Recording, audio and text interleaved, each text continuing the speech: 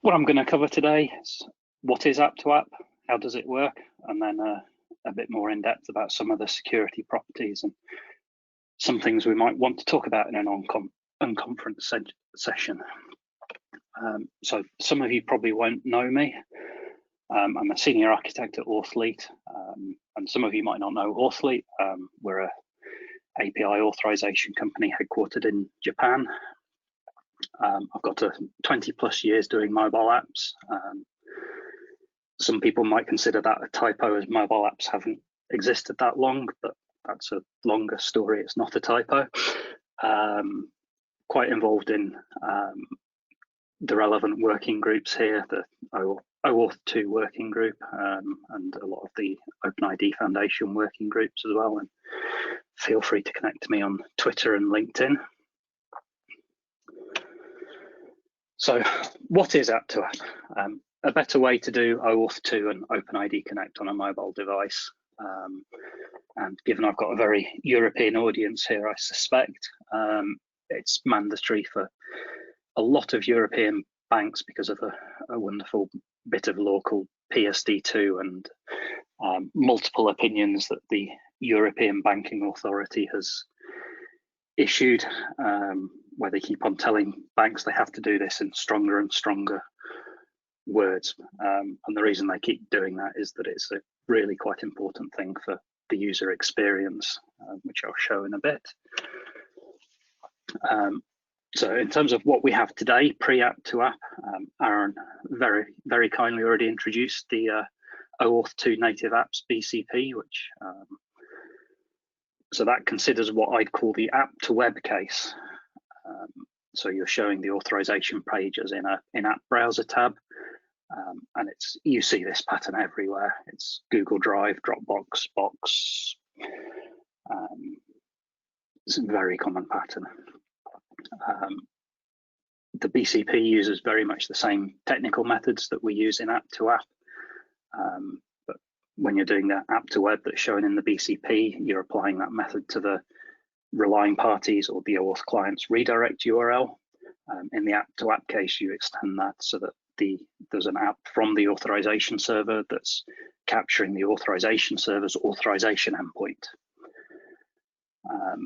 And unfortunately, the BCP can cause a little bit of confusion when you're looking at app2app, because some of the security concerns that it lists, they're not really applicable in the app2app case and make it sound like you can't do app2app, but it's just because it's not written with this use case in mind. This is something that I think we've only seen people starting to do over the last year or two, whereas I think that the Native Apps BCP is probably coming out for 5 years old or something now. So that's a typical sequence diagram that I think probably many of the people here will have drawn out many times. It's very much standard OAuth 2, but when you're on mobile, there's a little bit that really sucks. And I'm sure some of you will have had this experience of a mobile app you're trying to use throwing up a login with Google Box or something, and then it asks you for usernames, passwords, second factors, and what we've seen in Europe, especially with the banks, is that a lot of users don't know their username, they don't know their passwords, and you just end up with users not completing the flow, which is bad for everyone. You know, you're locking out genuine users. So in terms of what it actually looks like, I'm going to attempt to play a video now, and I don't know how well this is going to go. So I've got two apps in. Let's try that again. So I've got two apps installed on my phone. I've got an app called Immobix, which is aiming to be an account aggregator app, and I've got an app called Authleet that's an authorization server app. So I'm going to launch the Immobix app.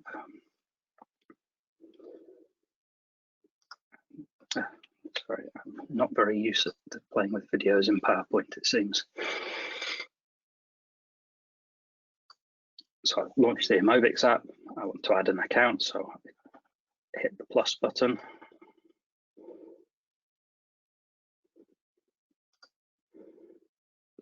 going to select the Auth Bank to app as that's what I have on my device. So let this, yeah, sorry about this.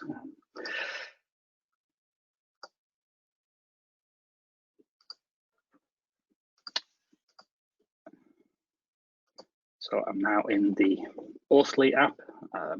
It's presenting me with a typical kind of user interface that a user's probably more used to seeing in a web app, except what's happened here is that the app's just identified me with a biometric, so I've not needed to provide any user information, any passwords, anything like that. I've just got a single approve button to hit, and when I hit that approve button, it does the biometric and approve button, and we're back in the other app, and the Mobix app now has an access token and can access my account balance and show me what it is. And as I say, so aside from all the dramatics with trying to present a video, that's actually a very easy process for the user. You're doing a biometric, you're pressing a single button, and you're done. So how do we do this? So one way of viewing it, in normal RFC 6749 OAuth 2, the user agent is a web browser. In the app-to-app model, the user agent is a first-party mobile app. It's an app that's strongly related to the authorization server, and it provides an implementation of the authorization endpoint. So it uses this thing that the Native Apps BCP snappily calls claimed HTTPS scheme URI Redirection. But other people, at least on the mobile side of the world, will know it more as deep linking or universal links, which are more the terms that Android and iOS tend to use. So back to sequence diagrams again. So what we see here on the screen is a fairly typical app to web session using the Native Apps BCP.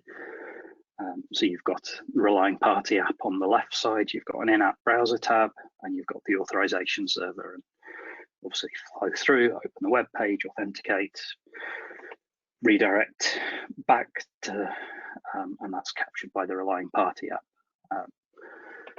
So to start doing app to app, we need to bring in a mobile app.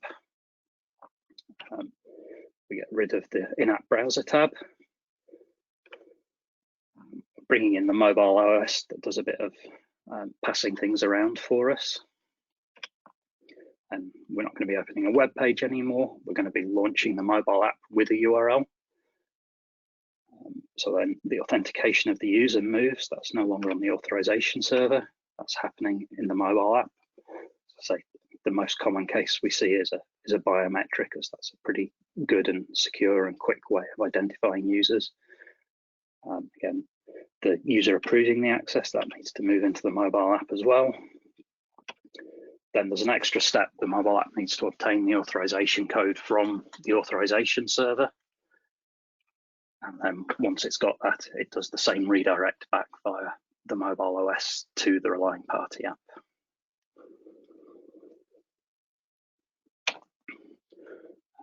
So I'll go on and talk about some of the security properties. So obviously it's passwordless in the kind of implementation I just showed you there, which is a good thing. It's basically phishing resistant. You don't have a password. There's nothing for the user to actually enter into the wrong website. And it's a debatable point, but it's MFA, multi-factor authentication, almost by default. You've got something you have and something you are if you're doing that biometric authentication. And you're entangling that with the mobile device or its secure enclave. So I'd say this can't be any worse than a standard web-based redirection model, where we already see problems where we have to be careful, as Aaron explained in great detail, that we can't have access tokens going in the front channel.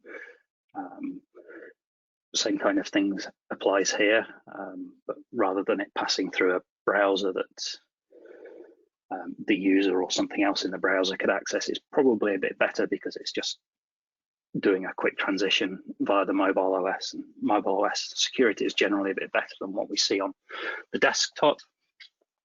And you can absolutely apply all the same mitigations you normally would for normal web-based flows, PXE, follow the security BCP, and if you're going into higher risk use cases, the OpenID Foundation FAPI financial grade API standard, it directly applies. There's nothing special you need to do for app2app there.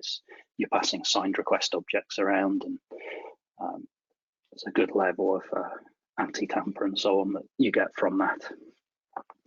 And of course, as you're in a mobile app, you get full access to the mobile device's hardware capabilities. So the iOS secure enclave that will securely hold keys in a HSM for you. The same with Android, with a hardware-backed key store on pretty much any modern Android device. Both of those support biometrics, and you can also use device and app attestation to get you a bit of extra security. Just on iOS, they call that device check. On Android, it's called safety net, and it's generally a bit more comprehensive on Android, unfortunately.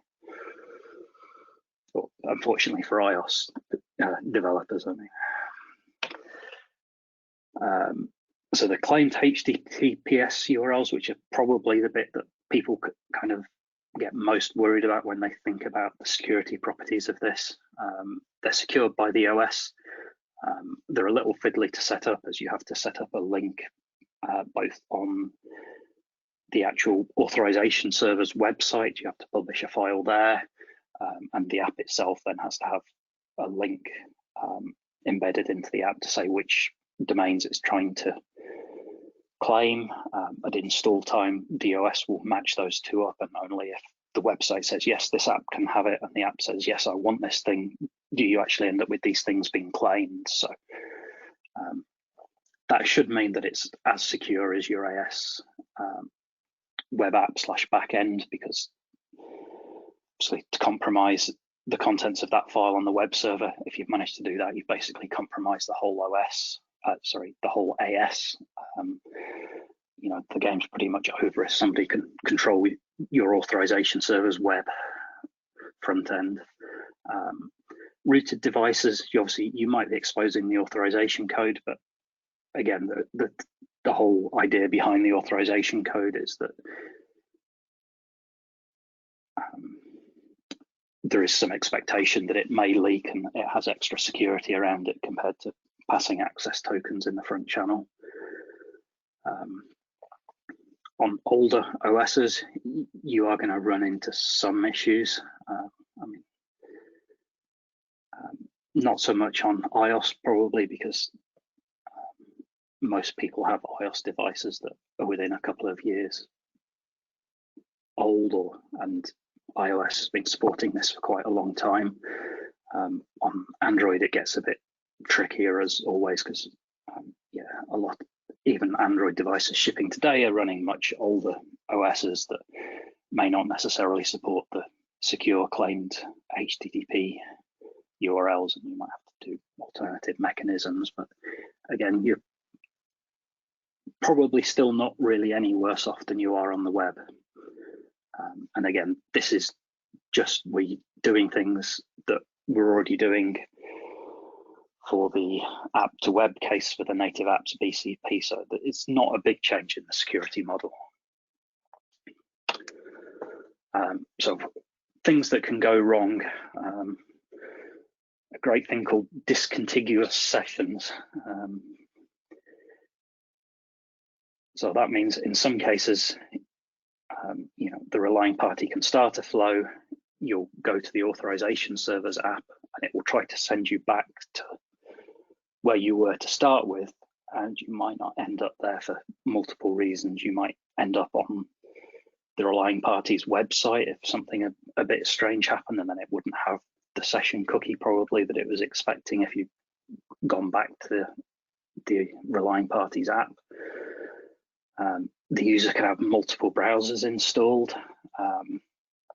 That's probably more of an issue on Android, where users actually have multiple browsers. I think on iOS, we've historically seen less use of or less people installing alternative browsers because the advantages are smaller. But I think obviously with iOS 14, Apple have added support for changing the default browser in iOS. But hopefully, because they've done that as a default browser, you would hope the user will launch sessions in their default browser if they need to. Old devices, as I mentioned, are going to be a problem because, you know, if you're going back to an 8-year-old iPad or something, then you're not going to have everything that you would have access to on a modern device. The general pattern in mobile apps, I would say, would be that we wouldn't be supporting devices that old, and we'd probably expect that user to do a web flow instead, which is not that nice for the user, but you know, there are limitations to, you can't please everyone all the time. And of course, we've got the problem that iOS and Android change every year around this time of year. But I think we're probably okay there. iOS did make some changes a few years ago that kind of stopped apps discovering what other apps were installed for very good privacy reasons, and it would have been nice if we had access to that so we could actually know if there was an Authorization Server App installed or not. And you can sort of work around that if you're really keen. But I think in general, I think the changes we're going to see in this space in the future, that the changes are probably going to more affect the web-based flows. That seems to be where a lot of Apple and Google's worry is at the moment. So I think the app-to-app flow is relatively safe. So one problem we have seen coming up a lot in the open banking ecosystem, particularly in the UK, where, as I say, the banks are required to do this. They're not doing it out of choice, and their systems are potentially not really architected in ways that make this easy to drop in. So one problem we're certainly seeing is with banks having lots of different brands. I mean, to some extent, you see that on the web as well. So it's not a new problem to app-to-app.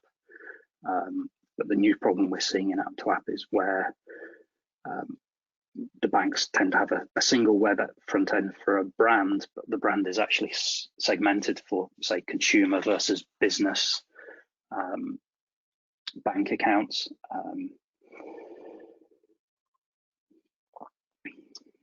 And the problem that means is that they often have separate mobile apps, one for the very orientated towards the consumers and one very orientated towards the businesses. And if they only have a single authorization server, then you've only got one authorization endpoint URL, and only one app can claim that URL. And they've kind of been trying to work around this in various ways. One way that was certainly prevalent initially was that they're just adding multiple authorization endpoints, which obviously you can't publish in discovery, so they end up communicating those out of band, like emailing them around to the parties that need them, which doesn't feel great for security. Another way we've seen is just have proliferating discovery endpoints, so you end up with a discovery endpoint for each segment of the user base. And that then throws them into a conflict with the server metadata spec, because that says that you can only have one discovery endpoint per issuer. And some of them are running software that can't support multiple issuers. So they end up breaking that part of the security model by just having a single issuer but multiple discovery endpoints. But I think what we have seen definitely some of them doing more recently is that if they need to do this, that they are having multiple issuers, and they've got some of the better pieces of software that will let you multi-tenant multiple issuers on a single install of the software in a very seamless way.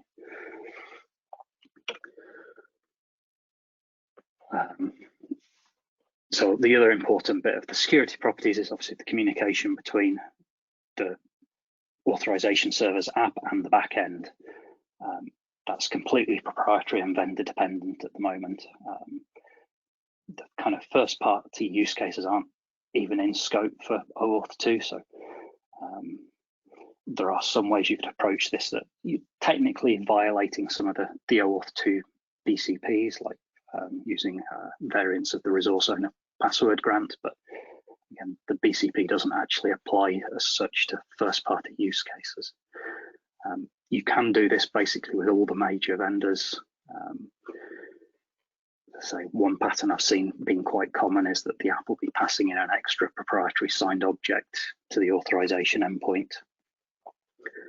It does require changes in both the mobile app and the authorization server backend to get this to work. And as I say, the cases we've tended to see this in so far, the authorization server already has an app that the user's using. It's already got a binding for the user to that app that it trusts. So if you don't already have that, then you've got a lot more things you need to think through to figure out how to do this. In terms of how the authorization server app could work, it's one possible problem, and I think this is where my presentation probably gets into the more contentious and opinionated part. You can use dynamic client registration to register a client for each instance of the mobile app. You need some process to bind that user to the client, and that pretty much is proprietary. I don't think I've seen anything that really standardizes that. And then the app ends up passing to the authorization server backend the original OAuth 2 request as it was from the relying party app or the OAuth client, and some kind of JWS from the mobile app as essentially a proof that it has been through the user authentication and authorization process. So in terms of what's next, I don't really know. I don't know if this needs a BCP on things you should and shouldn't do. I don't know if it needs some attempt at standardizing the app between the mobile app and the AS.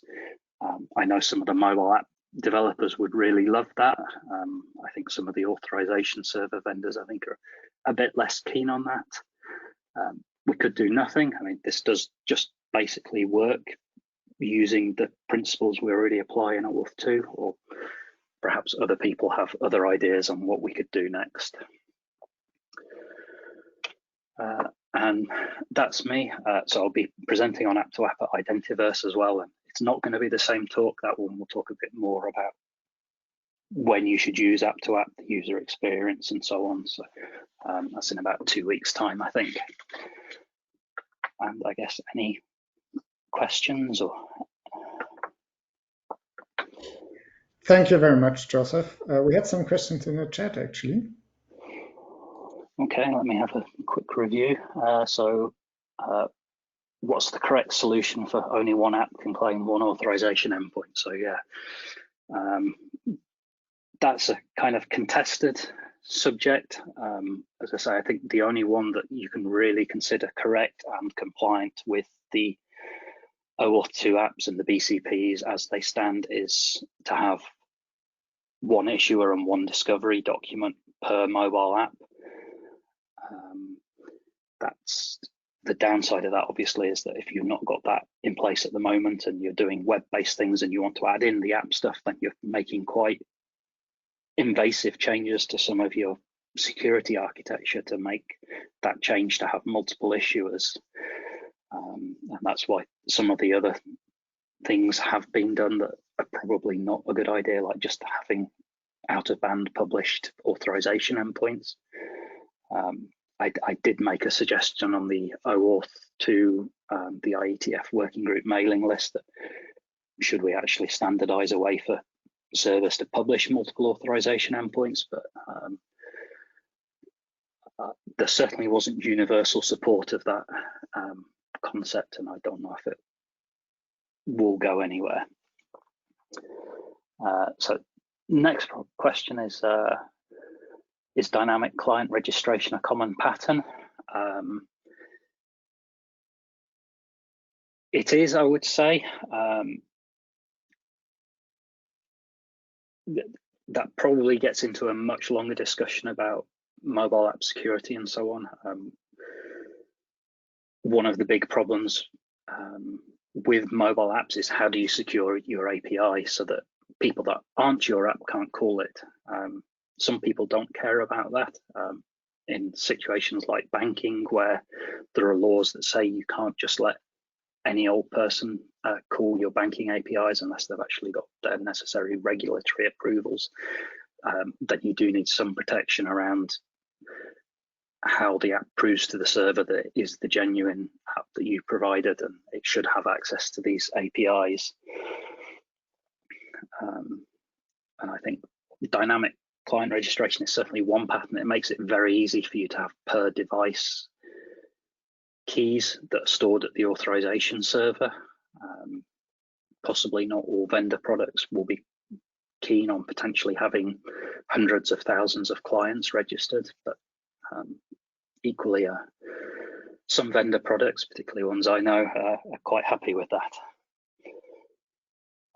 So next question was about external web agents versus web views. So again, there's a few pros and cons here. If you're following the OAuth Native Apps BCP, that very much recommends that you use in-app browser tabs rather than external web agents. And if you want to do that and have the option of going to app, you do need to tweak your code a little bit so that it makes sure that if there is an app available that can handle the URL, then you launch the app. Otherwise, you launch the in-app browser tab. But as best I can tell from the BCP, the primary reason for making that recommendation is a UX, user experience reason. So it's not necessarily a bad thing if you just throw everything out to the system browser. But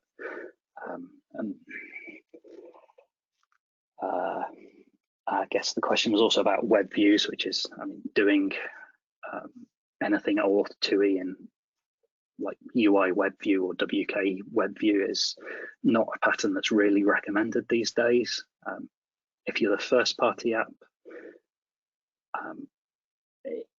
there can be cases where it can work and make sense and be a good user experience, but there are definitely trade-offs there. So where are we? So the next question was my view on using Depop for mobile apps. So that's probably a bit outside the scope of app2app, but Depop is certainly a pattern that can make a lot of sense on mobile apps. It does avoid it does let you bind the access tokens to something that's on the device, which prevents them being stolen.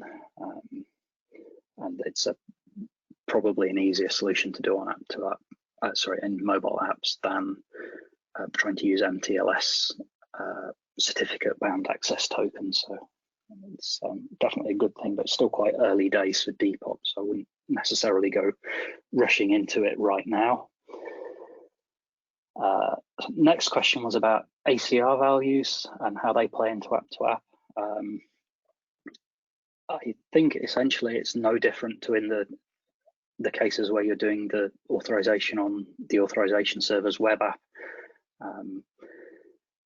The client can still request particular ACR values, and the mobile app can obviously handle them as it feels appropriate. And that may mean that in some cases it needs to delegate to the authorization server to maybe send a out-of-band SMS or something, just depending on your security policies. But it's no different in the app2app case. And final question so far from Miles on what about using explicit intents on Android instead of app links?